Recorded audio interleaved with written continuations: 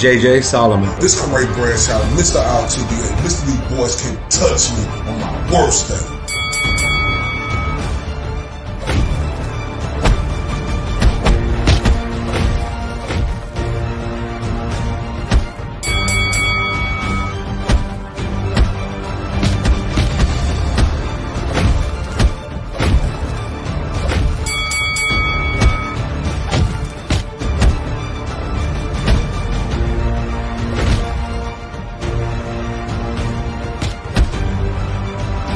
And this is the Spit Bucket Podcast.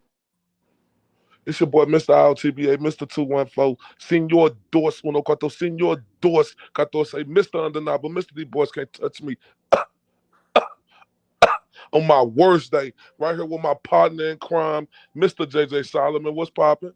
How are you, sir? Freezing my ass tonight, but how are you doing? Oh, man, doing great, man. Got an explosive show tonight, Jay. Oh, my God. I'm excited, bro. I miss you, dog. It's been a minute since we've been on here. Hey, bro, it's been a minute, bro. We back better than ever, though. Always. Great, exciting card this weekend. You got to talk about that. Oh, man, we just got a lot to get into today, fam. Got a lot to talk about, bro. But how's everybody? I know this weather got everybody tucked inside, warmed up in the pajamas and stuff. How you guys doing out there? Oh, yeah, man. We good out here, man. We just, we got our things we need to maintain. You playing with snowmen or what? Why don't we see your face, bro? You making snow angels?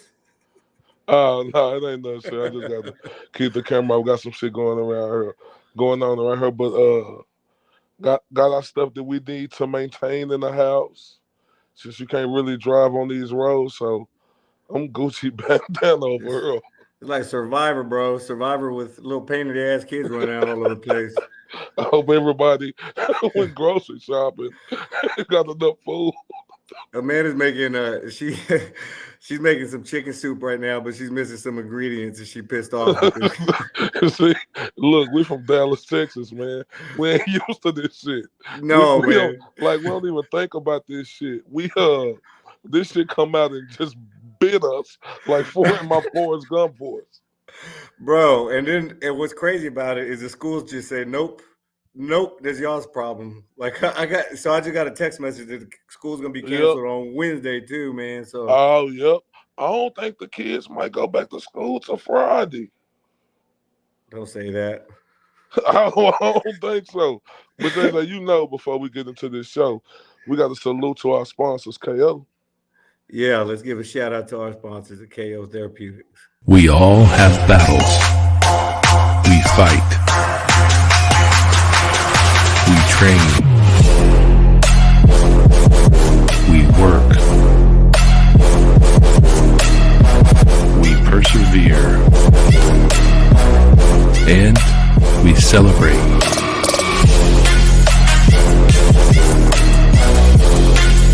We are all one.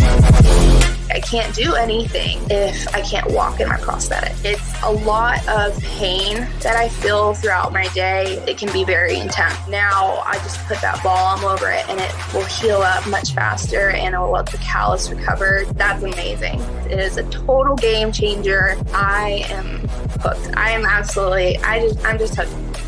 Life is hard. KO makes it better. KOCBD.com.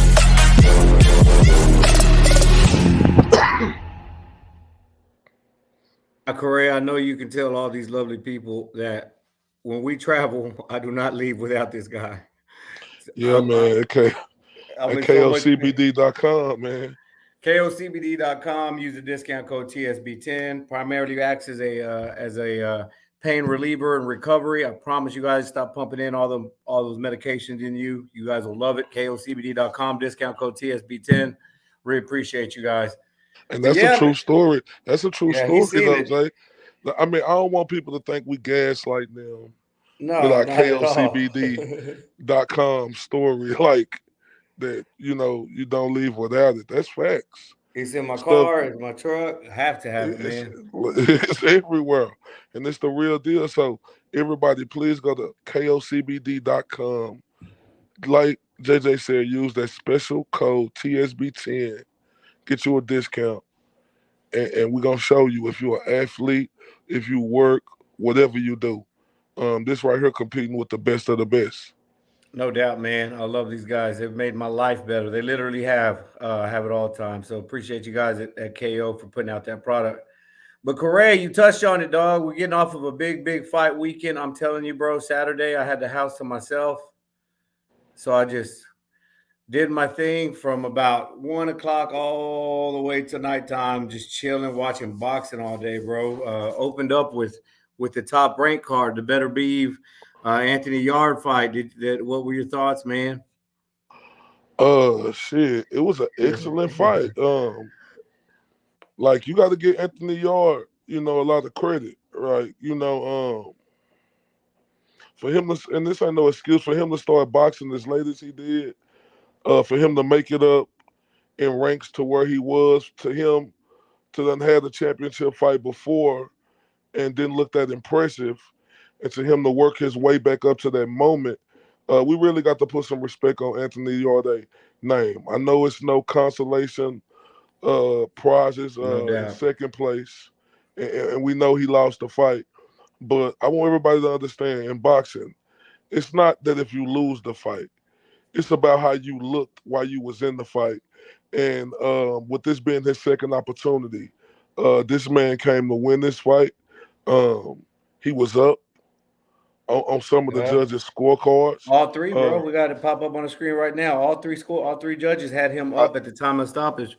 yeah, I could see that at the moment while the fight was going on. I think it was a good back and forth. You know, Mel been up on the even Mel been up on the scorecards because he was in his hometown. I'm not going to put too much into that, but I think it was a good back and forth. And Better Be. What can we say about him, man? 19-0, 19 knockouts. This dude, he wake up, he pitching excellence.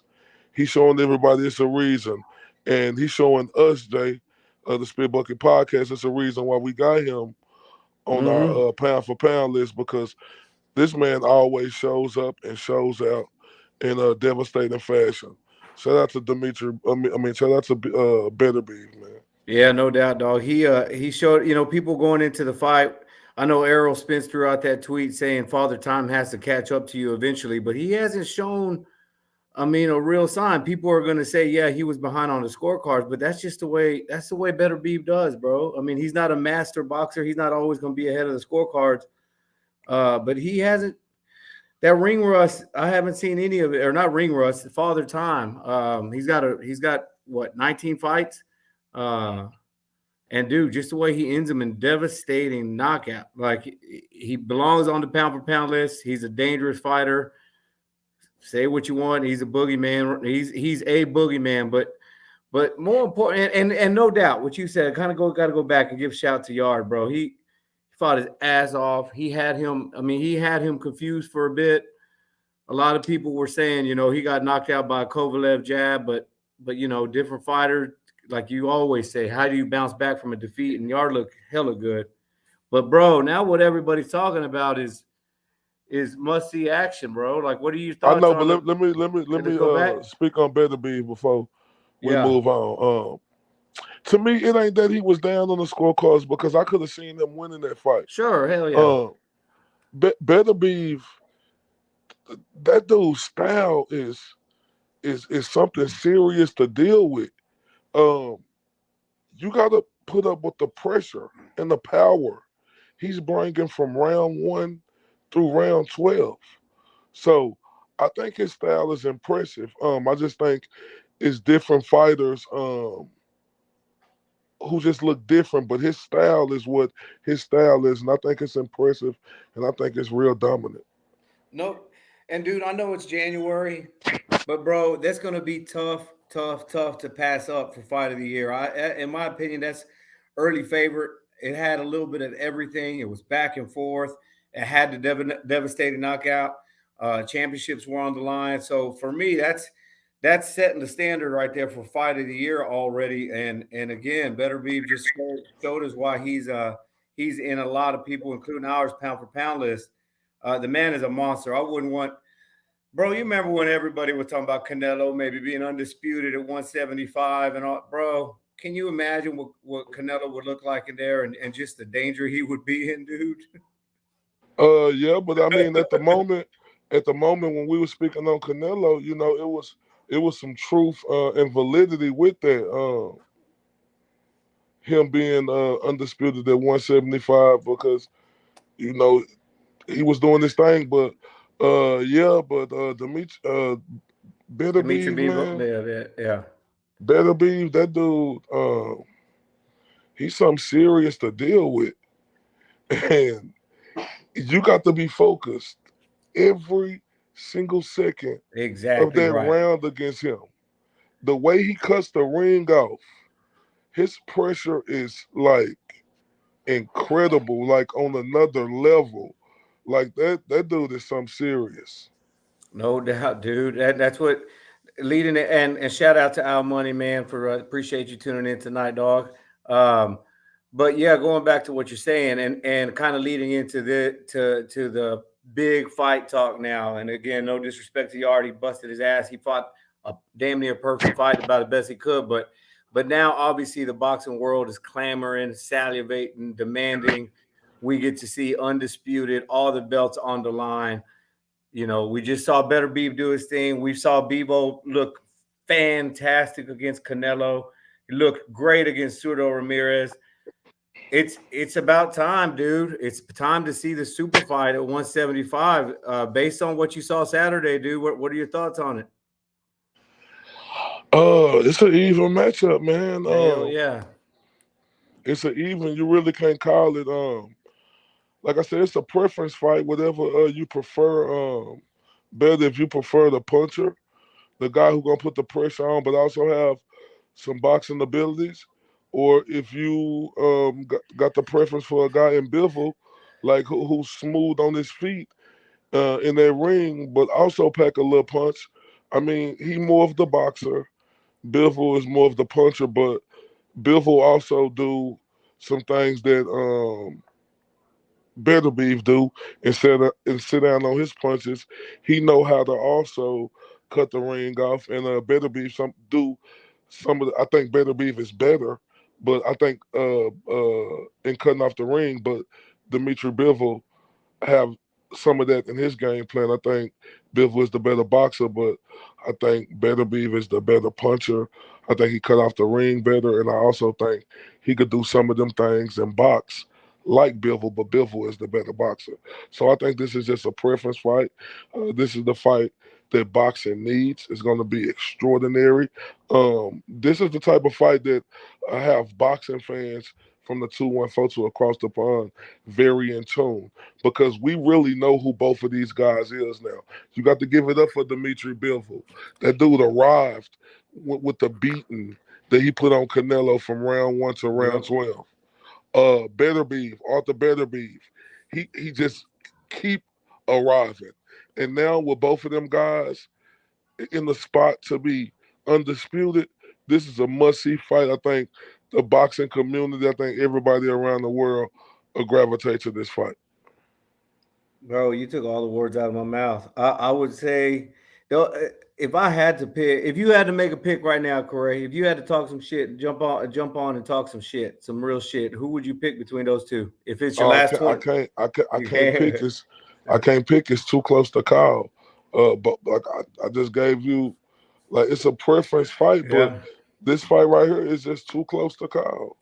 It's too close. Both of these fighters are that good to where it's just too close to call because Bivol ain't never fought nobody who got the power of Beterbiev, and Beterbiev ain't never fought nobody who has the boxing skills, in my opinion, as Bivol. So to me, it's just too close to call.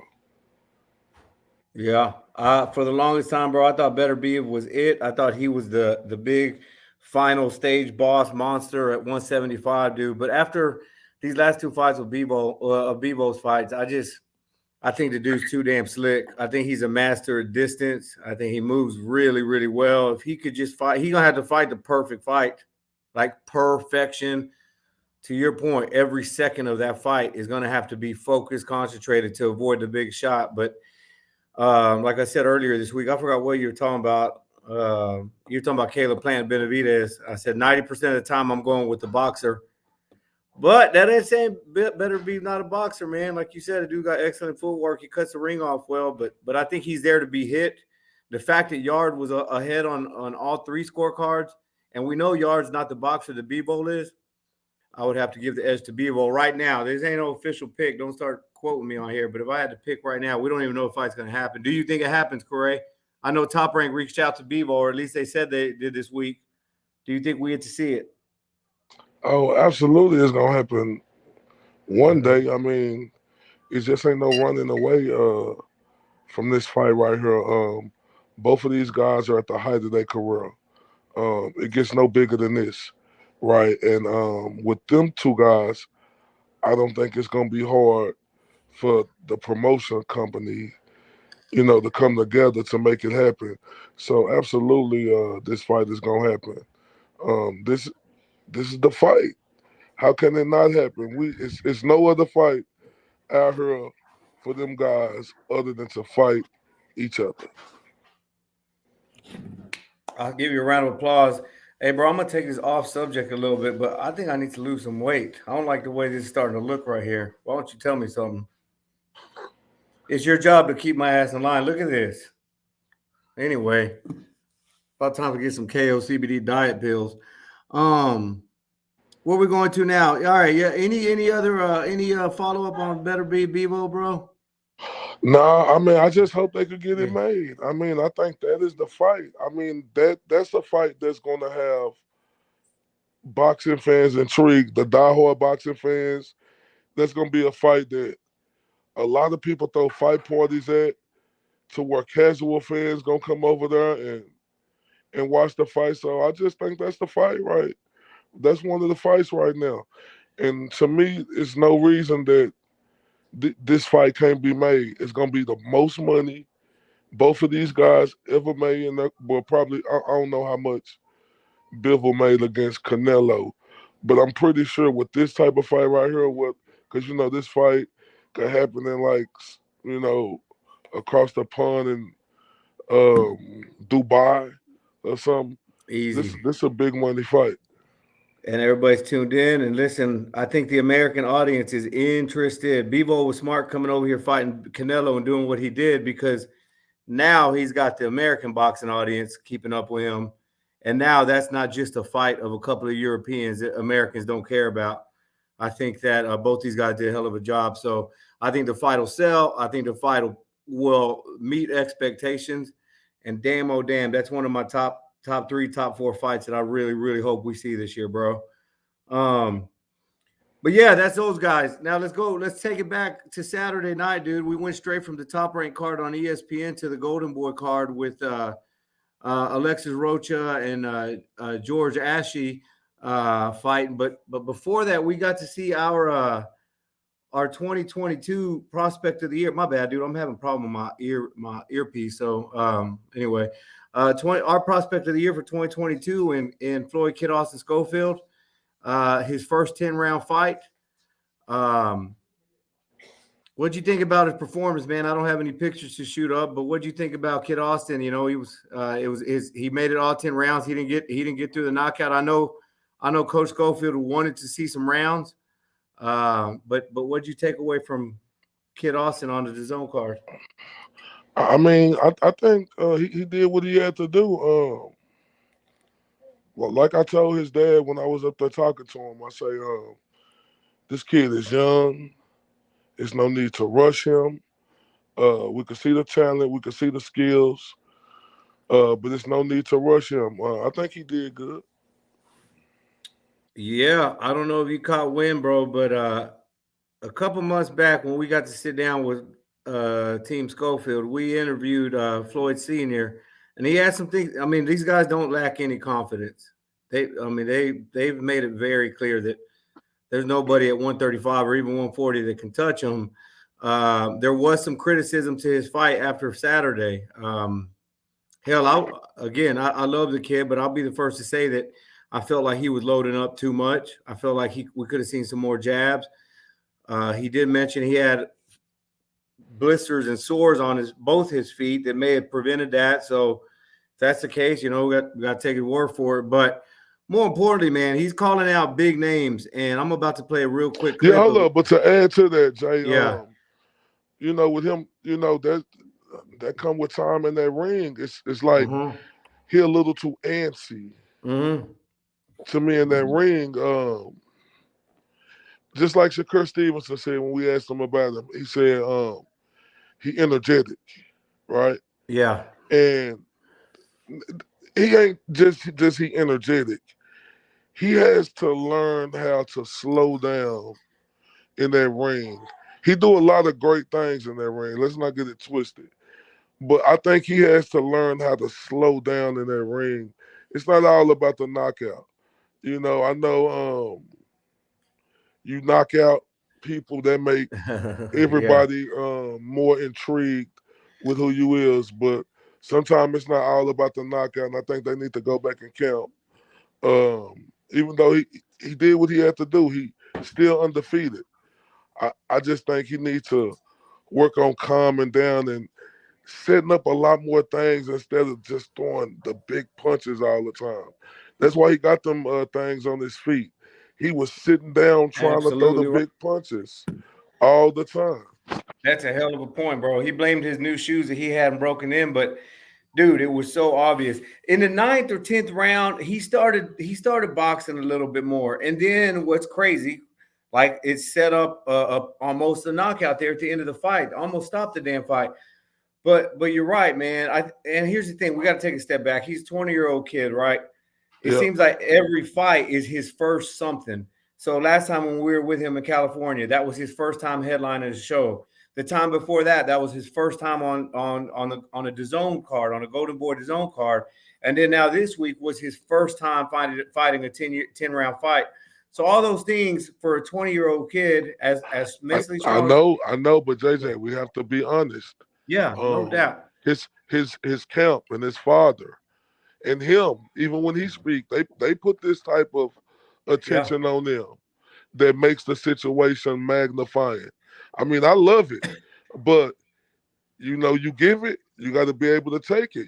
So with his father saying that he's gonna be the greatest of all time, you're supposed to have that type of confidence. But when you say things like that, that makes the microscope on the fighter a whole lot more, and it's gonna be certain things, people are gonna be able to critique, and like you finna bring up the interview we did with him. I don't know if you're ready to bring it up or not. Let's bring it up and let's break it down a little bit, because we got plenty of content where Floyd is calling out people, and this one specifically got responded to today. But let's take a look at some what Coach Schofield had to say about a lot of people's prospect of the year in former Olympian Keyshawn Davis. 6 figures off this fight, so why not? You the businessman. All right, Keyshawn Davis, you heard her first.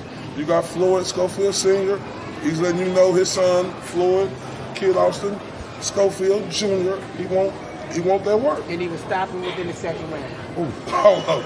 I would do the side thing. I'll bet all y'all and everybody else that Keyshawn would not make it past the second round.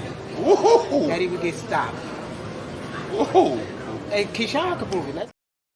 It's Coach Schofield's doing what he does, man. See, you even seen me. I said, "Come on, Coach." Like, and look, his son is very talented, right? Wow. And I know it's all about making a fight, but when you say he'll stop this Olympian in the second round, and then look, he won the fight, Jay. We got to give him all credit because that's what he's supposed to do. But when you don't put on the performance like you want to put on the performance, and you have guys like Devin Haney, and then I know you got another clip. I don't know if you're ready to play that or not. Yeah, let's go and play the clip.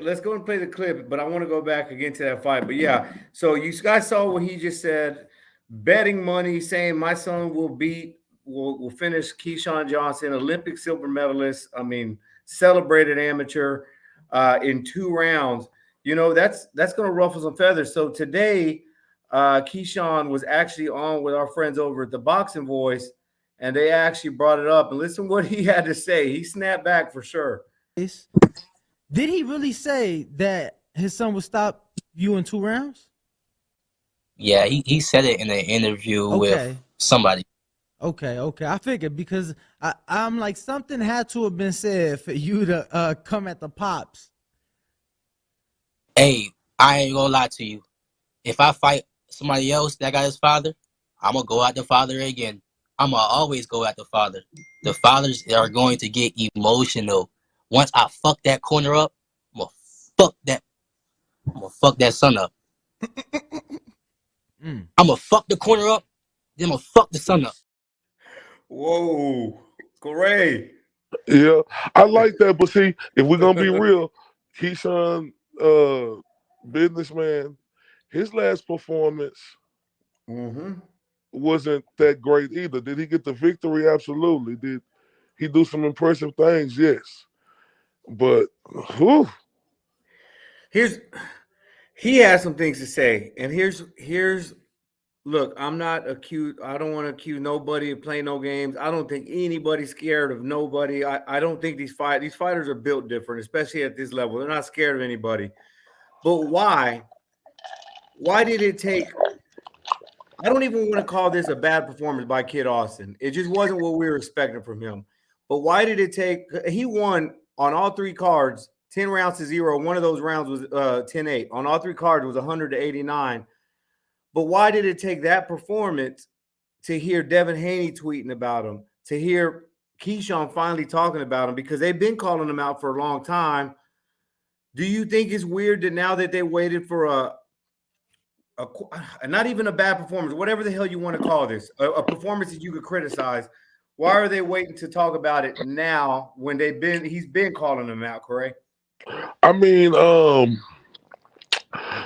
let's seize the moment, right? Because if we're gonna be honest, like you stated, Keyshawn, businessman, former Olympian.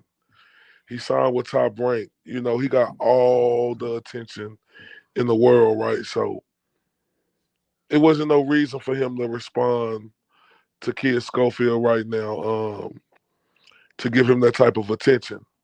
But it's always the perfect moment. And even though Kid Schofield won all them rounds, you can see it's some things he need to work on. He got hit a lot, bro. Yeah, a fighter like Keyshawn, seeing that it's his perfect opportunity to come out there and seize the moment. And You're that's what he absolutely did. And we can't deny. Here's the thing, bro. He's stepping up in competition. You're not gonna go knock everybody's head off in 30 seconds like he did last time. But he's fighting a guy who had never been stopped before. Never been stopped. He's been in there with Chris Colbert. He's been in there with Foster. Been in there with Lamont Roach. He's never been stopped before. First 10-round fight. So let's not just make it sound like, and I'm not saying we are. I mean, as a boxing as a whole, it seemed like people jumped all over Kid Austin on Saturday. And it's because he didn't knock out a guy in 30 seconds like he's been doing. The dude's been, and look, he knocked Homeboy down 3-4 times, and the ref did. Look, Al Money actually making a comment. The ref fell asleep a couple of times in Kid Austin fight. She won't get to ref any title fights. There was a lot of knockdowns that could have been called knockdowns, and she called them slips. So Kid Austin was doing his thing, dog. There is, he's a young guy. He's 20 years old, obviously. Yeah, I know, but JJ, his daddy. Yeah. His daddy, when you make them type of comments like that, it make that magnifying glass on you real thick, right? And salute to his daddy, because I love what his daddy do. And that's a game plan, right? I mean, because Kid Austin is not going to talk. He ain't going to speak up like that. So his dad's trying to get the big fights. His daddy say he going to be the greatest of all time. Now, saying stuff like that, you put yourself in the position, Lord, you got to perform like you're gonna be the greatest of all time. Not saying that his performance, he didn't have a good performance. He won the fight convincingly. But to say you would knock out a guy in Keyshawn Davis in 2 rounds, and then you last the entire 10 rounds with that guy, that's the reason why Keyshawn talking right now. I don't care what happens, bro. I think there's a lot of young talent, and like Floyd himself said, how are we going to call ourselves a top prospect when we don't even fight? So these guys are already calling each other out. I know it might be done for Top Rank or Golden Boy or whoever's representing these youngsters to throw them in there so early, but they want it, and you could hear it. Keyshawn wants it. Floyd wants it. All the youngsters want to smoke right now, man. And as long as promoters don't get in the way and we keep demanding it as fans, I think we're going to get these big fights sooner than later. Why the hell we got to wait till they're in their 30s to see these fights anymore, man? Yeah, but it's like he just 20. Keyshawn, what, 21, 22? That fight ain't there yet. No, it's not. They obviously and when you look at the promotional company, especially in Golden Boy, you know, who finally got them a nice African American contender, right? We're gonna be honest, they not used to this. Shout out to Golden Boy. We rocks with Golden Boy, but they finally got them a young African American contender, and you want to make sure that guy is 100% ready. No matter how they talk or no matter how they say they're ready, they supposed to feel like that. But you as a promotional company, you supposed to protect the house. So you couldn't no say time any soon. No time soon will you see that fight because especially with Golden Boy Promotion, they finally got them one. You know, for a long time they had that rap on them. Golden Boy can't get no black fighters. They can't get no black fighters. Am I lying? Yep. They finally got them one. And I don't think Golden Boy, I think Golden Boy gonna nurture him like they need to. They need to. He's 20 years old. You know, so yeah, I don't think Golden Boy gonna put him out there like that yet. And now, we know they're taking care of him too, man. They're taking real good care of him. Now with Keyshawn Davis is different because, I mean, he's a proven commodity, right? Like from the amateurs to the Olympics. Not saying Kid Austin ain't, but Keyshawn went to the Olympics and became a silver medalist, right? And being on top rank, is just different right now. So, and he made this point on with the fellas with Ness and Danny that he even though Floyd Schofield got more professional fights, Keyshawn's been fighting all over the world, dude. Like all over the world. That amateur pedigree, you know, you can't ignore it, man. The people he's sparred with, international folks, here folks in the States, you know, 3, 4, 5-day tournament. He's getting better between the fights, whereas Floyd may have just turned pro sooner, but he's got more time between the fights, and they both got some growing to do. I agree with you. I don't think it's time to see that fight. I think the dad is what makes everybody want to see it sooner than later, but I think we need to let that one marinate a bit. Yeah, but going on back to that Golden Boy card, man. Any follow-up thoughts on Schofield, Keyshawn, any of the youngsters before we talk about the main event and the bigger news? No, I think we said enough. Like I said, I'm just glad the fact we seen Kid also can go 10 rounds. We see he conditioned for that, right? Yeah. So that's one thing we got to give him a big up to. We didn't, you know, because usually guys who real strong like that and muscular built, you see him fade away. Yeah. Yeah. And he proved, and that's a stepping stone for him. He proved that he can go 10 strong rounds. We got to continue to see him do that. But I think it's a good learning lesson for him, and you need these learning lessons. You can't just be patted on the back, and you know, you got to have, even though you won every round, you got to have these type of performances where it even make you want to work harder for even all the mistakes you made or how you was rushing, and you know, you could work on that and fix that. So I think this was a good thing. No doubt. Kid Austin. It's one of those deals where he's got it all on film. He can go back and see the mistakes he made because there were a lot of mistakes. But he still got the W. He still got a dominating W, but he still got a lot of content to go back and review so he can continue to get better. It's wide open right now for the youngsters, man. Let's see what happens. I'm excited. I know Kid Austin, everybody who jumped all over his ass, but You know, he had 2 giant blisters on his feet, not using that as an excuse. He still got 10 rounds. He still pitched a shutout. So we'll see what the future holds. But I wish he wouldn't have showed that, Jay. I agree too, dude. I agree. I feel like it was his pops trying to say, because you know, we know Floyd. We know he's not gonna say, "Hey, Dad, let me do a video of my feet real quick." We know that it was pops trying to do some damage control. He don't want his son to look like he's making excuses. So let's actually put a video out. But you know, you got the shutout. So take it back to the drawing board. What were you gonna say on it? Shout out to old lefty, lazy lefty, Chicken Talk saying what up. Stu, we appreciate you, What's brother. up, Chicken Talk? What's up, Stewie? What's Chicken up, Talk, Al Money? Chicken Talk taking over Twitter, or took over Twitter, bro, making the move over to YouTube, dog. So love seeing what you're doing, brother. But yeah, what are you gonna say? I ain't like that though, Jay. Like, Yeah. and I'll tell Floyd Senior because I respect the hell out of Floyd Senior. But one thing about me, I gotta let the truth come to the power when the power comes to the truth. I mean, him putting that out there, like, that's not a good look. Just y'all know what happened. You don't got to prove to us, to the world. I agree, dude. And it's like we didn't need to see that. Like I said, I took away what I took away from the fight. And it's not like I saw those blisters and went, oh, okay, that's why he looked shit. No, the things that he was doing wrong had nothing, or maybe they did have something to do with feet injury, but it was just fundamental stuff, if that makes sense. It was fundamental stuff that regardless of your feet, you know, blisters, sores on your feet, you shouldn't have your chin sitting out in the open like that. You know, just little things like that have nothing to do with the injury. So I agree shout out to with my dog General Big Fish in the building. What up, Mr. Big Fish? Appreciate you jumping on, man. Just talking a little bit Yeah, about but like I'm excited about Kid Austin. Like, I think his future is very bright, bro. I think Golden Boy got a plant that they could nurture and get him all the way right. He got a lot of the things.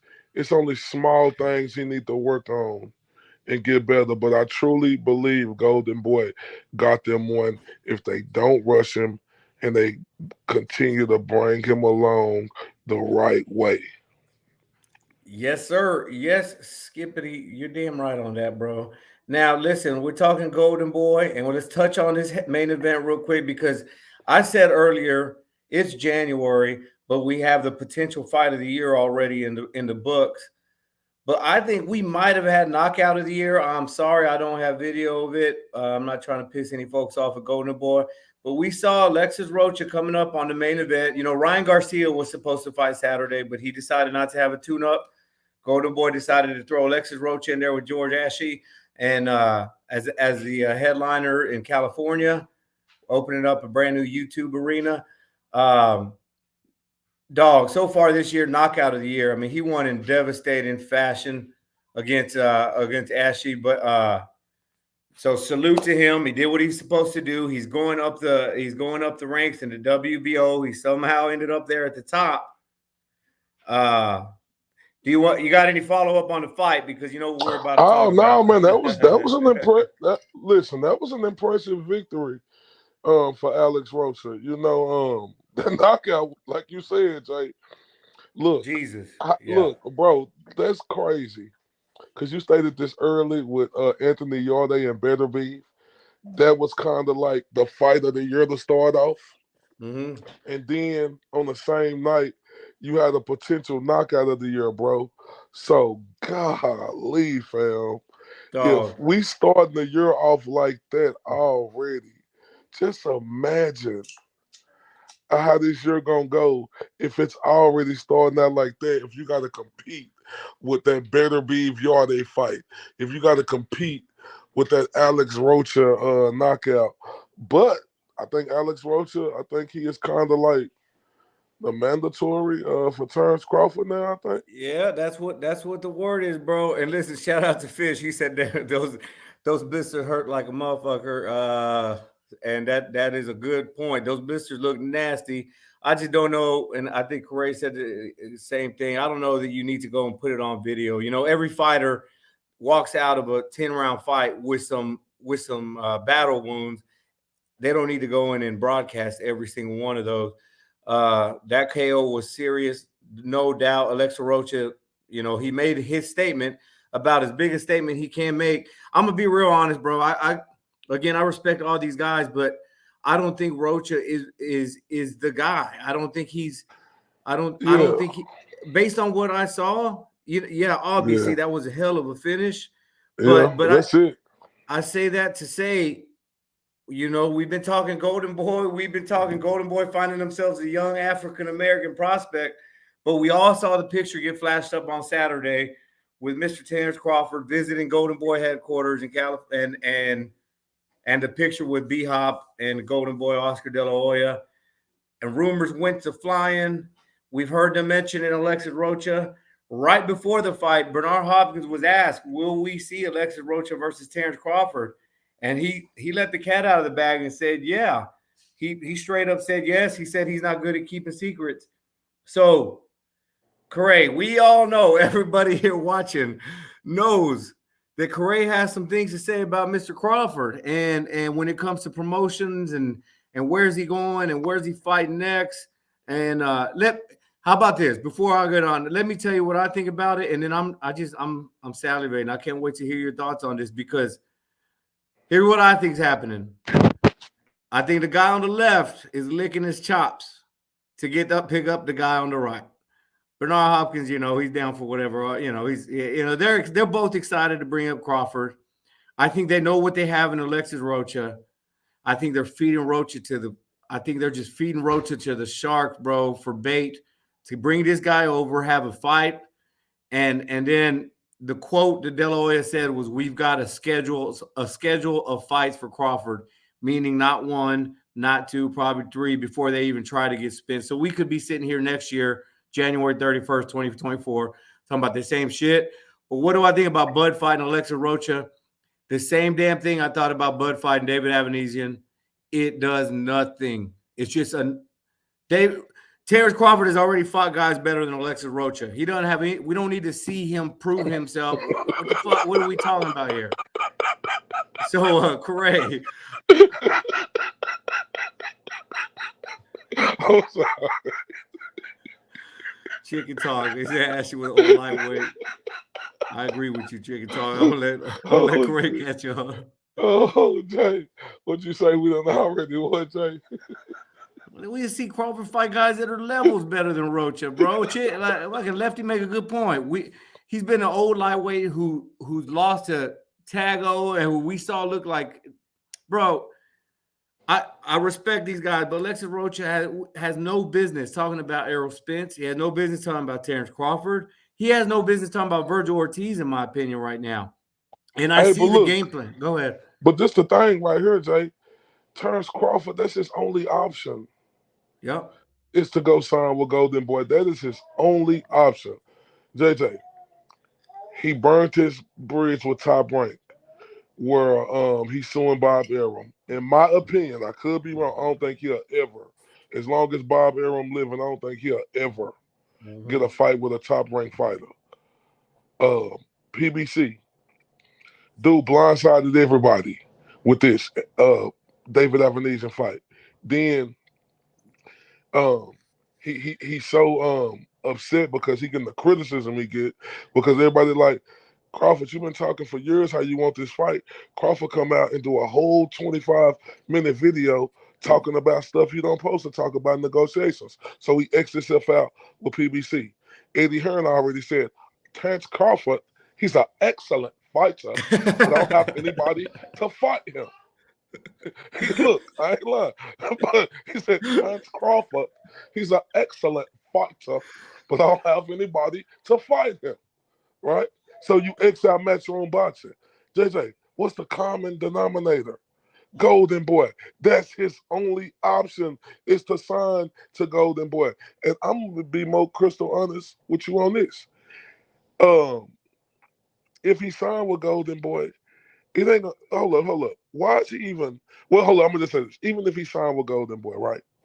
You know he ain't going to be able to sign no one-fight deal with Golden Boy. Golden Boy, big-time promotional company. They not a starter company like BLK Prime is, to where you have the leverage, and you could tell BLK Prime, I'll sign a one Yeah, fight. Golden Boy is for not. sure. Golden Boy has all the leverage to where you're gonna have to sign at least a 3-fight deal with them, right? And my thing is, when the news came out that Crawford did between 5 and 15,000 pay-per-view buys with BLK Prime, everybody thought it was a lie, right? Thought everybody thought it was a lie. Everybody from the 214 to across the pond. In my opinion now, that's true. Because why in the hell would he be down there with Golden Boy Promotions if he so-called got the biggest bag of his life in $10 million? Like, that don't add up to me. People need to make that make sense. No, I would agree with everything you're saying, bro. And here's the only thing I like about this is, and I'm not saying that this is going to lead to the fight. I don't even want to talk about the fight, but Oscar's, I guarantee you, here was Oscar's pitch. Hey, look, bro, we're making Tank versus Ryan. We're not having any problems. We're going to get this fight done. So there's no doubt that I could work with Heyman one more time. But now, to your point, we got personalities involved. We got feelings involved. And we know, I also want to take it back to what you're saying about BLK, because I wanted to make a point. BLK is a brand new company. Correct. Let's say me and you were all right, hell with it. We're getting into the promotion business. Oh, when you get a name like Crawford, we're going to give him whatever he wants. Yep. So, they're going to bend over backwards and roll out the red carpet for Terrence Crawford, because the promotion company's thinking, okay, we might lose some money, but long term, we might win some money if we can draw one of the top fighters in the world. Yep. So there's that thought process. Golden Boy is not BLK, so they are going to sign him off for fights that we do not want to see. But listen, Chicken Talk made a point right here.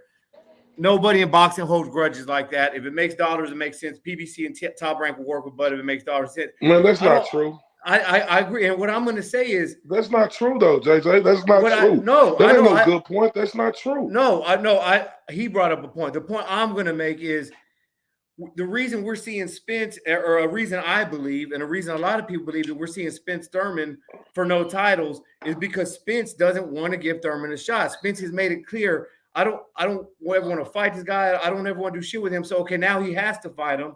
So let's fight him with no title shot. We've seen fighters hold grudges. We've seen promotion companies hold grudges.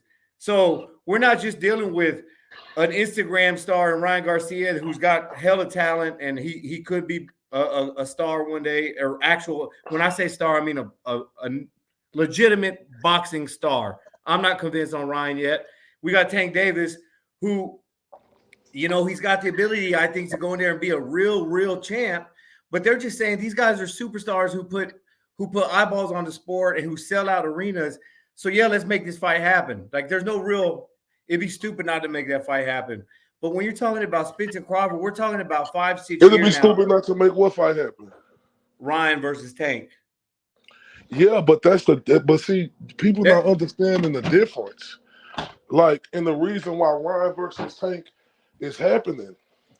Ryan Garcia ain't came out and said, oh, everything like this, basically, shit on everything PBC do and whoop-de-whoop, talk about their biggest fighter on the planet who Earl Spence made PBC money. Terrence Crawford ain't never made PBC shit.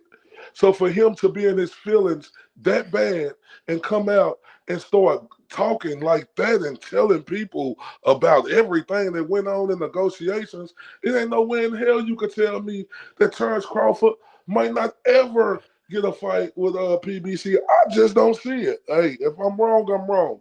And then when you speak on Top Rank, Chicken Talk said that. He's suing Bob Arum. Yeah. Why would Bob Arum ever want to fight somebody against him? And he's suing Bob Arum on some serious shit too. I mean, calling somebody racist and stuff like, I mean, man, I don't know, dude. I don't. If it's true or not, I'm not here to debate that. But I'm saying, if you're Bob Arum and you're getting these racial accusations at you, I mean, I see what you're saying, Corey. I just don't see it, man. That's the only place he has to go is Golden Boy. He has no other, nowhere else to go. That's it. He down there with Golden Boy because that's his only option JJ. And dog, like, what's the game plan, bro? Okay. And look, he gon' this is what he gonna do. He gonna fight Alex Rocha. We know he fight once a year, right? In Terrence Crawford. So he gonna fight late in the year against Alex Rocha. Not late in the year, probably June or something like that. Then next year he gonna probably fight Blair the Flare Cobbs. No, fuck him. I don't want to believe then that. He's gonna be 38. Then the next year after that, then when he going on 39, almost 39, he gonna fight Virgil Ortiz and get knocked out. There's no way Golden Boy would throw him in there with Blair Cobb, bro. He'll have no JJ. There's no way we thought Crawford would fight David Avenesian. Yeah, I agree with you there. I've learned how to spell his damn name by heart now after all the typing I've done about him. But all right, so best case scenario. All right, hey, before we talk best case scenario, let's give a quick shout out to our sponsors over at KO Therapeutics because I want to hear some best case scenario from you, dog. We all have battles. We fight. We train. We work. We persevere. And we celebrate.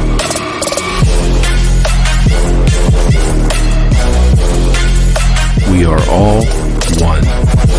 I can't do anything if I can't walk in my prosthetic. It's a lot of pain that I feel throughout my day. It can be very intense. Now I just put that balm over it and it will heal up much faster and it will let the callus recover. That's amazing. It is a total game changer. I am hooked. I'm just hooked. Life is hard.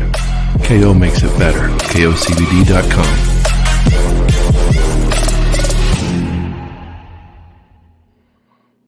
Look, I know y'all getting old. Chicken Talk, I see you talking about getting old all the time. I know Fish getting old. We're all getting old. Al Money, we're getting old. This makes me feel young again. Trust me. KOCBD.com. Check it out. Use discount code TSB10. Pain relief, better sleep, all sorts of stuff. These guys have all kinds of benefits. So trust us on that. Shout out to our friends over at KO Therapeutics.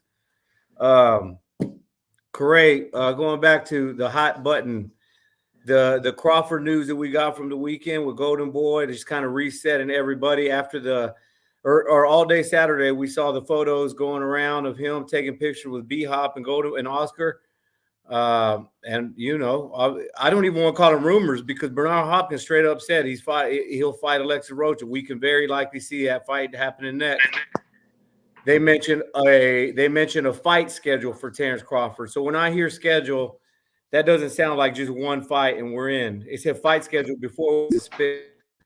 So what's your best case scenario coming out of this as a fight fan, Corey? And then we'll talk best case scenario for Bud and Golden Boy. It sucks for Terrence Crawford.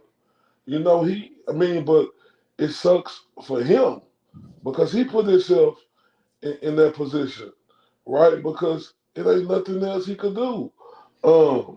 I know the truth hurts. I know it's like a big pill. It's hard to swallow for everybody from the 2142 across the pond who follow Terrence Crawford. But yeah, man, he gonna be that guy who go down, who never had a big fight. You asked that earlier.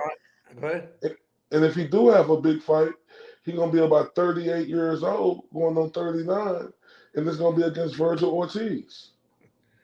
Yeah, Virgil should be a superstar by then if he goes away. Here's the thing. You asked something earlier, right? On your live. I know you were going live earlier this morning. I caught some of it this evening. Guys, if you're a Bud fan, you just think outside the box. What is Terrence Crawford going to be remembered for? You asked that earlier. Homeboy couldn't have an answer. What's his legacy going to be? Let's say he fights Alexis Rocha, devastating knockout, big deal. And then after that, okay, you fight Alexis Rocha. All right. So the path here could be Alexis Rocha. Man, I don't think they're going to put him up against Virgil. Virgil's chasing. Blair the Flare is going to be his next opponent after Alex Rocha. God, I don't even want to say that, but No, but that's what it's gonna be, Jay. Because there's no way Golden Boy is going to throw. Virgil is obviously pursuing Spence's belts. He's going for Stanionis, and then after that, we should see he could be next in line for Errol Spence. I don't think it's in the game plan, bro. I mean, do you think they're seriously talking about Virgil after? You being serious, bro? When you think Golden Boy can throw him in there with Player of the Fair, like you being serious? No, I think, I'm being serious. When I think it's gonna be Rocha, then it's gonna be Barrett the Flair, then it's gonna be Virgil Ortiz. That's the only options. That's the only options he got. Virgil Ortiz ain't going after him next. If that like people we know ain't nobody scared. Everybody respect game. Everybody, understand game on who they fighting. But ain't nobody scared of each other. But like I was mentioning earlier, I'm gonna say this now. Ain't nobody scared of each other. But if Terrence Crawford was such this big star like everybody say he is, why did Virgil Ortiz go the WBA route? And why did Boots Ennis go the IBF route? And another thing that I want to say about Virgil Ortiz, he 22, 23 years old, Jay. Mm-hmm. He this up and coming star. Terrence Crawford got 1 foot in, 1 foot out the door. The Golden Boy ain't finna they best fighter on their lineup in no predicament like that yet, fam. That's just facts. No, I believe with all my heart, bro. Like I said, I got much love for Golden Boy. We work with them a lot, and those. But again, our job is to call it like we see it, and I just feel that because Alexis Rocha just started getting up higher on that damn on them rankings, them WBO rankings, and it just seems like they're trying to feed him to the shark as bait, bro. And I think it's. I mean, you can't say again, going to your point, Terrence Crawford not some pay-per-view star, so it's not like Alexis Rocha is going to get the payday of his life for fighting Terrence Crawford. I think it's a scary move for Rocha. Golden Boy's fine, bro, because you know what's going to happen. They're going to get the entire Crawford fan base, and just as a fan of boxing, of course, I'm gonna watch Bud's fights, even though. I mean, there's nothing that I want to see Bud fight in Golden Boy. Maybe with the exception of Virgil Ortiz, but I don't think I'm ready. I don't think we're ready for that fight yet. So it's not gonna happen because remember how I was talking about Kid Austin and how you nurture the guy until you feel like that guy's absolute ready. You won't see Virgil Ortiz versus Terrence Crawford until about 2 years down the road, bro. No, and by then, Corey, think about the money involved with Virgil Ortiz and Errol Spence fight here at Cowboy Stadium, bro. Think about the money that fight's going to make. So Golden Boy, what they're doing is they're saying, all right, I got Virgil. I got a clear path for Virgil because that could make a lot of money. We can get Bud Crawford in here, but here's another champion. Here's another prospect. Here's another contender that looks real good, Alexis Rocha. Look at his knockout, and I think they're just positioning Rocha to be able to sign Crawford. And I don't think it's fair to Rocha, but look, Rocha's his own damn man. He got to pay the bills. It's just, I mean, there's nothing that intrigues me about that fight. How long can Virgil make 147? Yeah, exactly. Virgil's a big welterweight, bro. After us covering this fight in August of 2022, how long do we possibly think he can make 147? It's not going to be long, bro. He's not. Yeah, he's a baby still. He's going to start to fill in.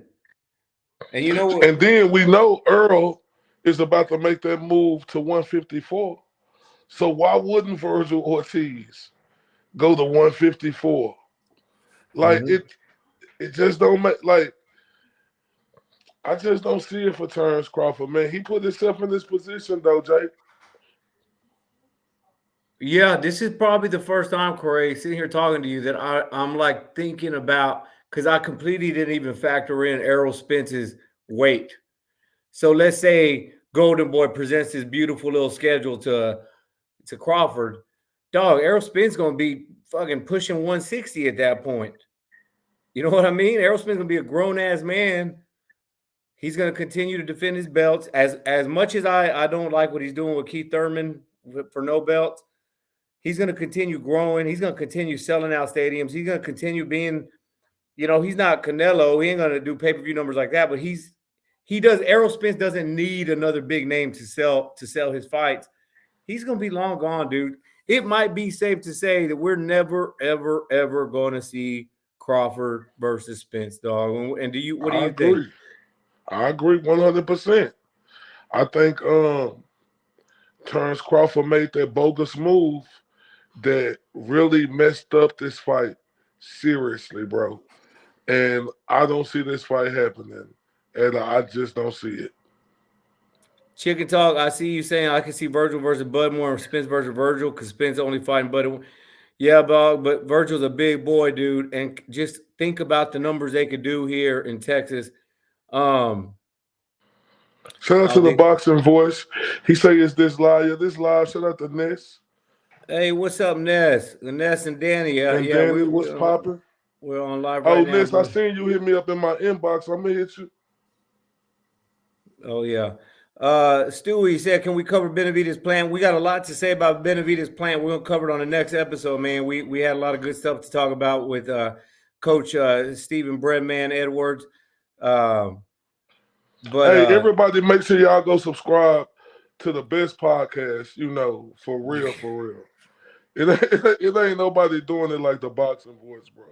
To where they covering boxing, got all the top athletes coming in, getting all the top interviews.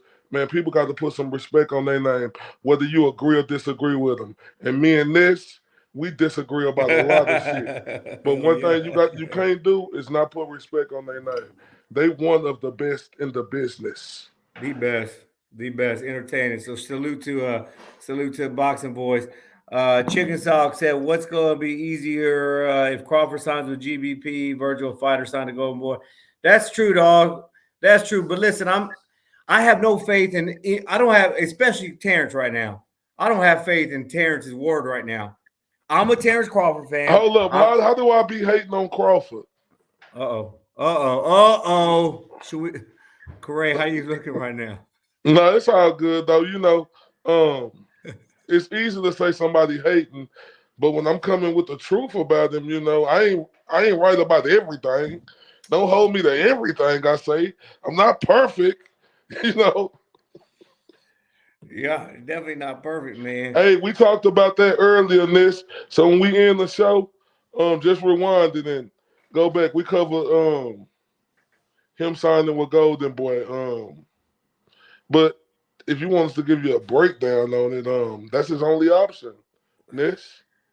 That's his only fucking option that he got. Hey, salute to him. I mean, that's his only option, though. Hey, Ness, hey, how you looking on time, bro? You got to get to your baby. No, I ain't say he got beat up and spawned. I said rumors. Hey, listen, Ness hates your source is what happened. He hates your source. Ness can't stand your source. I said, it's rumors, bro, but ain't nothing wrong with that. Once you spar with somebody that long, sometimes somebody gonna get the best of you, bro. Ain't nothing wrong with that. And like I just heard Shakur got the best of Hey, Vince, I'm in Texas, right? Man's still tripping about them 10,000 tickets, Corey. He hates the sports, bro. He said 10,000 tickets. Like, I'm just saying. My source ain't right about everything, but my source is believable because when I came out and said that he was getting 65-35 both ways, whether Earl lost or not, that was true. Yeah, that's the same dude. And listen, Ness, sometimes Corey tells me some shit, and I'm like, what? And when he told me about that 65-35 before anybody reported it, it turned out to be that's what the offer was, man. So it is what it's. Corey don't even tell me his sources, all right? And you know, and we respect each other like that. And hey, you know, sometimes you're wrong, sometimes you swing and you miss. So Yeah, but look, JJ, I don't even know if I swung and I missed, you know, on a lot of them. But you know, hey, I'm not gonna, you know, like whoopty whoop, you know. But like I was talking, you know, but it is what it is, though. But like I said, we can talk about that for 10 more minutes. But like JJ, what's your thoughts on Crawford signing with Golden Boy? What? Like you said, what the hell else does he have to do? And I don't know that I don't vocalize my opinions as much as you know as you probably do. I try to sit back and wait for things to happen, but right now, like, look, I'm mad at Spence for fighting Thurman and with no title. I see Chicken Talk over here. I don't know if he's got some inside scoop on because you and Espinoza are real tight. He's saying Spence fighting Keith at 147. I might need you to elaborate on that, dog. Do you got some breaking news or something? But I hate the fact that Spence is fighting Thurman at 154 for no belt on. Like I don't think there's no excuse and there's nothing anybody could tell me to make that okay. But that's not what I'm talking about right here. Right now, but look, JJ, I ain't got a problem with it. I respect your side of it, but I ain't got no problem with it. You know, Crawford, the one who blindsided all of us and took this other fucking fight just out of nowhere. So I have no fucking problem with it, but bro. You don't fight fire with fire, though. You can't say, well, you did something stupid, so no, let me do something stupid. But listen, hey, and look, you got to understand, Earl was in a serious car wreck, too.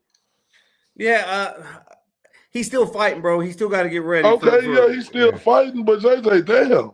Like, come on now. The fight was right there. How much transparency did fucking Terrence Crawford need? Look, I'm gonna tune in. I'm gonna watch. I'm gonna be watching where I'm gonna be angrily watching, just like Ness. Ness was really pissed about spending $79.99 on a Big Fish shirt. And and this is another thing I got to address with Ness too, right? Because what he tell me, JJ, he said that irresponsible that you're reporting what your source told you. And what did he do that I said? I forgot what he did. Oh no, he said the boycott.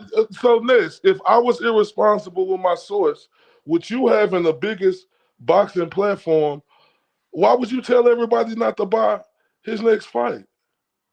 You don't think that's irresponsible? Because your platform is way bigger than mine, sir. Way bigger. Ness is just trying to have these people steal money from the fighters. Come on, Ness. I'm saying though, like his platform is way. If I was irresponsible about the 10,000 tickets, how irresponsible was that with Ness by saying he's not gonna buy the pay-per-view fight or boycott that fight or don't do this with that fight? Come on, Ness. We need answers. I need to come back. We need to hurry up and get back down to the Las Vegas day because you know. Ness said they weren't going to open that bottle until we came back down there. I hope y'all still got that bottle, Ness. Let's open it up in March, brother. I think we're going to be back in there in March if we'll work it out. But listen, I will agree with Ness, though. My problem with Terrence Crawford versus David Evanesian was that it did nothing for boxing. It did something for BLK. It might have done something for Terrence Crawford financially, but it did nothing for boxing. I'm going to keep that same energy and say Errol Spence, Keith Thurman, 154, no belts, does nothing for boxing. Now, we got and listen, we haven't seen an official report saying that it's at 154. And Chicken Talk, you make a hell of a point. That is a hell of a point, though. We haven't seen anything official from Showtime, PBC saying that this fight will be at 154. We know that Chicken Talk has a relationship, and they he's constantly talking to Steven Espinoza over Showtime. So, and you're saying that this fight's gonna be at 147. Obviously, you're not gonna quote anybody. So there could be something there, Ness. I will zip my mouth if this fight's at 147. You know what I mean? You want to fight one Ness talking about another car wreck. What do you mean? It's Texas, bro. That's how we do. He ain't just had another car wreck. We talking about the one he had like a month and a half ago, man. Come on. But look. But you know what, JJ? Chicken Talk make a hell of a point. And yeah, next we'll be back down there soon, brother. We'll be back down there soon. But look, Chicken Talk make a hell of a point. Like, that's just something somebody reported. It ain't been official yet. It's not official. Dog, if he fights at 147, right? Because right now the only thing, and I hate saying shit like Team Crawford and Team Spence, the only thing. Oh yeah, you see what that Ned is right. said? That is true. That is true because it might have been on your interview. Suleiman, though, he did say, "I don't know why they're fighting at 154." He said that. He said why they're doing it 154, I don't know, but he did say that Spence requested it at 154. So, hey, JJ, when you one of them hymns in boxing, like Earl Spence is, I don't you want to get hear that special shit. privileges. Earl Spence is one of them hymns. You a in champion. boxing. You're holding 3 belts at 147. You're selling shirts for $80. Defend your title. But JJ, he ain't holding no gun to people head telling them to buy the shirt. He ain't holding no gun when he get a fight at Jerry World and 40-some thousand people come out there and watch him fight. He ain't Earl Spence ain't making it look. I ain't a fan of none of these fighters. People think just because I'm from Dallas, I can give a fuck because I'm from Dallas. Because I criticized Earl Spence for years. So I'm not a fan of none of these fighters. I support the sport of boxing. I love what they do. But the thing is, we got to let the truth come to the power and the power come to the truth. Earl Spence not putting no guns to people's head for having 40+ thousand come out there and fight, watch him fight against your Gainus Ugas. Earl Spence ain't putting no gun to no people's head telling them to buy this $80 t-shirt. But what's disrespectful is Terrence Crawford to put a fucking pay-per-view on TV against David Avanesian for $39.99. That's disrespectful. Correct. I'm just going to devil's advocate your ass right now. If Errol at 154 for no belts is true, I want you just to take yourself out of the big picture and say, how is that Crawford fought? Okay, if he's fighting Thurman, yeah, 1,000%, that's Crawford's fault. I have nothing to say about that. But him to make the decision to not be forced to make 147 because it's too hard. I think Earl gonna get stripped. I think Earl gonna get stripped. He should get stripped. No, I'm talking about like, because if him and Crawford can come up with, because they say he has 60 days to make this fight after he got that fight with Thurman. If him and Crawford can come up with no deal, fam, through the months of negotiations, it's no way in 60 days they're gonna be able to come up with a deal. Also, you have the young lions in Virgil Ortiz, Jerron Bruce Ennis, who was once in Earl Spence's position. When I finally came to the conclusion, like, of how Keith Thurman was in a higher position, I was wrong about that back in the day. I guess that's when I was totally biased. Keith Thurman was in a better position. Earl Spence, he didn't have to fight Earl Spence then. So when it comes to Earl Spence now, which I don't think they're gonna come up with negotiations in 60 days, I don't see Earl Spence fighting a Virgil Ortiz at 147. I don't see him fighting a Boots Ennis. Big boys. I see Earl Spence moving up to 154. I really do. I really do. And listen, I will publicly retract all my criticism on Spence versus Thurman for no titles if he doesn't move back. If he comes back down to 147, I will always hold that against him. And I'm just one fucking Mexican dude from Dallas, Texas. It doesn't matter. But I hate, this is literally the definition of holding the division hostage. You've got not one belt, not 2 belts, but 3 belts. And you're fighting for a non-title fight. We know you only fight once or twice a year. So now, best case scenario, we're going to see him in October, November. So that's going to be 18 months without a title defense. That sets wrong with me. I don't care if you're from Dallas. I don't care if if you're my roommate. Yeah. That's what I have a problem with. Yeah, no, and I'm with you, Jay. He should be, JJ. Do you agree with me? There's no way that he's going to be able to negotiate a fight with Terrence Crawford in 60 days. Unless they have that mode ready to go, we've seen. No, I'm saying, but do you, JJ? Look, Terrence Crawford came out and publicly ridiculed PBC and talked about stuff that wasn't supposed to be talked about behind the scenes. So what I'm saying is, I don't think they're going to be able to make a fight in 60 days. I don't think Earl Spence look at a Virgil Ortiz or Jerron Buchanan because they not where he at yet. So I don't think Earl gonna take them fights. I see Earl moving up to 154. I really do. He should be stripped. I would be the first one to say he should be stripped if he can't come up with that fight in 60 days. I think Earl gonna give away the belts, bro, because when the opportunity was right there, because I was the one who was screaming for Terrence Crawford, saying Earl Spence told him to go get a belt. Then Earl Spence said, why would I get a belt when I could take the easy route? And then the fight was fucking right there now for Terrence Crawford, and he fucking dropped a goddamn ball. Now, listen, that's his fault. He put himself in that position. Do you hear me? So, I don't think, and then Boxing Voice said Crawford versus Rocha. Then no, I don't see that. I see ain't gonna Crawford. happen, dog. Golden Boy is not gonna put Virgil Ortiz in that position yet, and that's a smart move by Golden Boy. You keep your young. Is it if this is Ness or Danny? I'm not sure who it is. I'm pretty sure it's Ness. But dog, That's you're Ness. you're Oscar De La Hoya, right? You're gonna throw young. What you're gonna throw? Dude ain't even 25 yet. Virgil Ortiz. And maybe you could be all the confident in the world that he could be Bud Crawford. But do you honestly think they're going to take a chance and throw Virgil in there with Crawford right now, next year? No chance in hell. That's why Alexis Roach is the bait.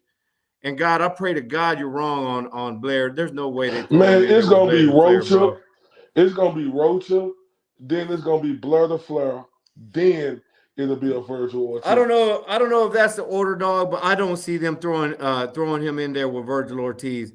Because I think right now Golden Boy has two options, especially if they land Crawford. They have the Crawford option or the Spence option. What's gonna make more money, bro? What's gonna make more money? Virgil versus Spence, Virgil versus Crawford. And Ness, you need to acknowledge this. JJ, what is boxing called when you make it to a certain level? It's prize fighting, right? Yep. It's prize Why fighting. Why wouldn't he fight? Bro, because he's considered by many a top 3, top 4 pound for pound fighter in the world. Nobody's throwing Virgil on their pound for pound list. Look, I love Virgil. Virgil lives 10 minutes from me. I love Virgil Ortiz to death, but if you made that fight right now, I'm going to say that might be a little bit dangerous for Virgil, and I think it's a bad move. I don't think so, Jay.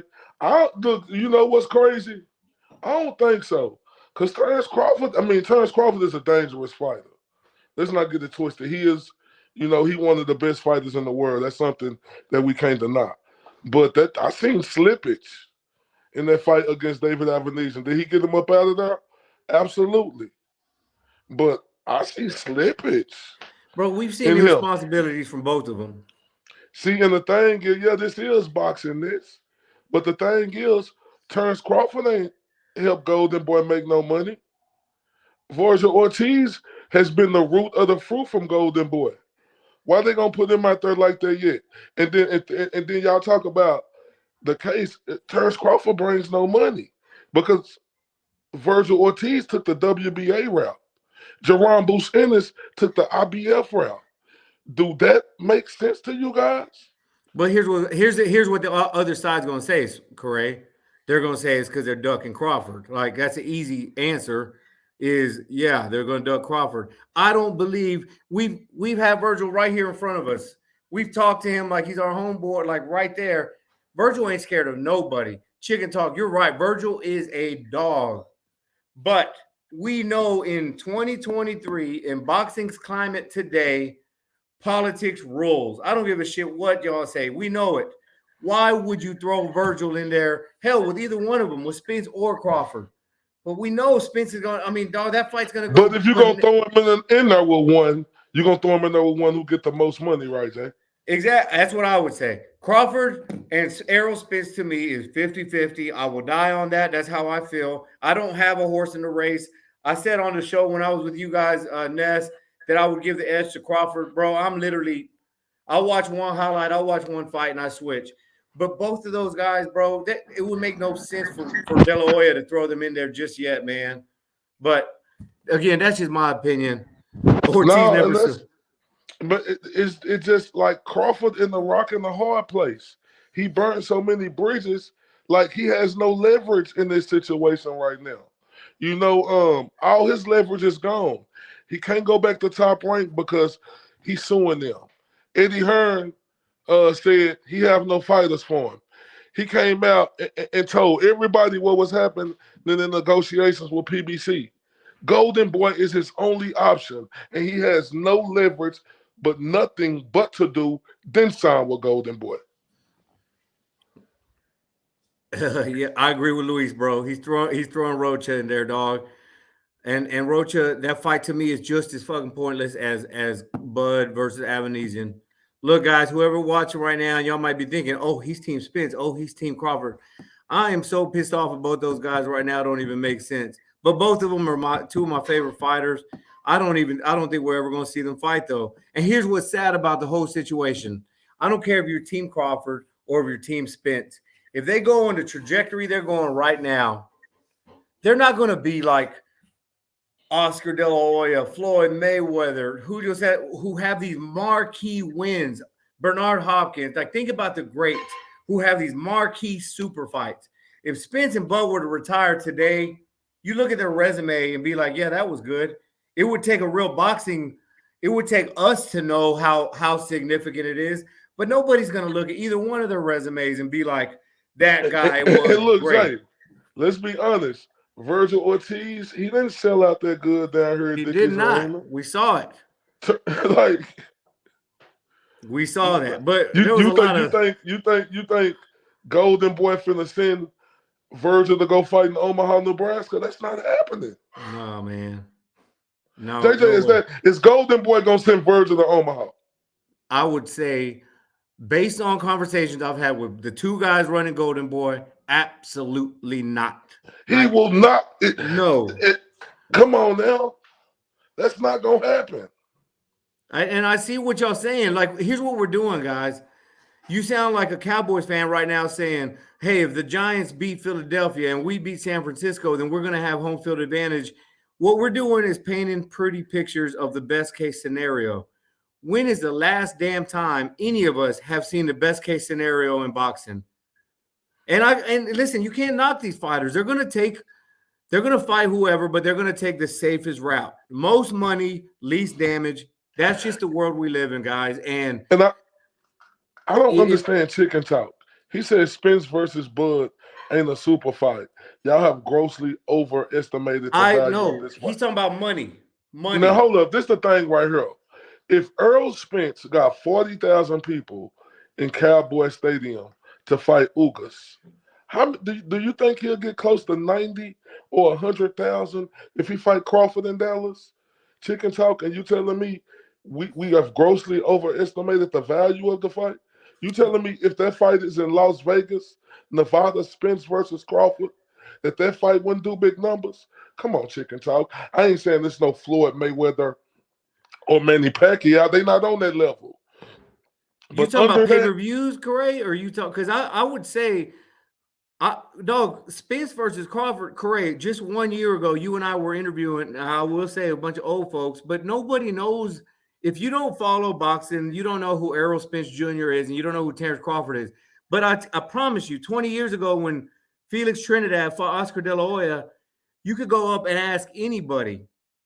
So I think what Chicken Talk's saying here is not going to have the pay-per-view draws that we've seen in the past.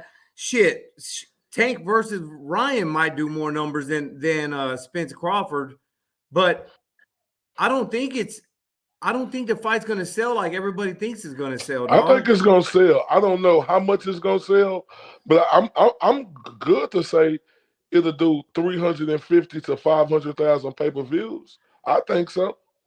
But here's the point where we need to, me, you, Chicken Talk, you got Twitter on a chokehold, Boxing Voice, it's time for us to stop playing these games and positioning our fighters to where it's best case scenario and say, look, I love this guy, but this needs to happen. And look, if I'm a big JJ, it ain't nothing we could do about that. Correct. Boxing have always been like that, and it's gonna continue to be like that. It ain't nothing we could do. This prize fighting. These guys is the one who going in the ring. They are going to look out for themselves before they think about us funky-ass fans. This has been like this for years. It ain't nothing we could do about it. Yeah, we wasn't like this in the 80s and 90s, bro. There was a hell of a lot of other options that Duran and Hagler and Hearns and Leonard could have taken besides fighting each other. De La Hoya and Tito Trinidad didn't have to fight. You know what I mean? These guys knew the fights people wanted. And look, I'm not blaming them. It wasn't as much piracy back then, Jay. It wasn't as much piracy. There was no piracy back then. That's the reason why it was more intriguing. There's a lot of piracy now in boxing. It is, man. It is. But I think, Corey, how you looking on time, bro? We'll wrap it up, or what are you thinking?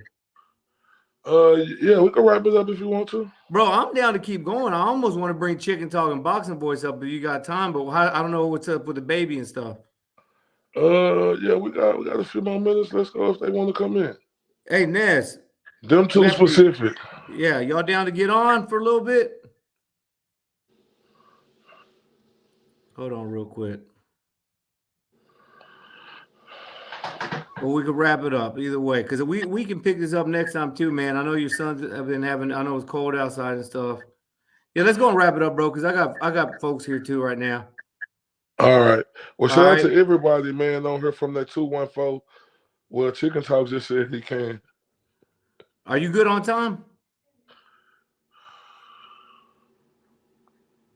Yeah. All right, let's get him on here for a little bit. I'm gonna put it there and then jump on Chicken Talk. Ness, we'll have to get you on here later. Bro, you need to focus on driving, Ness. You've been typing up all this. Boy. Man, this what Ness do. But I can't wait to come back down there to that studio, man. He got some questions he got to answer. I can't wait to go up to their rooftop again. That's my favorite time, hanging out on the roof and, doing what Vegas does. I ain't gonna lie, bro. Vegas is the spot to be, fam. No doubt, man. That's the capital of America to me. Las Vegas is the capital of America. Shout out to Jarwin, too. That dispensary Jarwin. Shout out to Jarwin, man. When you in Las Vegas, go to that dispensary Jarwin. They got the best of the best. But now let's go and wrap it up, Jay, because he's talking about giving him a second. Yeah, we're gonna go ahead and wrap it up. Hey, Lefty, I got two kids and they both have friends over since it's iced out right now. So we'll pick this up later, dog. Corey, take care of that baby, bro. Make sure both of them stay nice and bundled up. We don't want sick kids. And we'll tune in next time, brother. I appreciate you, man. Hey, shout out to everybody on here from the 214 to across the pond. Tell your friends to make sure y'all subscribe to the Spit Bucket Podcast. Y'all take it easy, guys. Good night. This is JJ Solomon. This is Ray Bradshaw, Mr. RTBA. Mr. These boys can touch me on my worst day.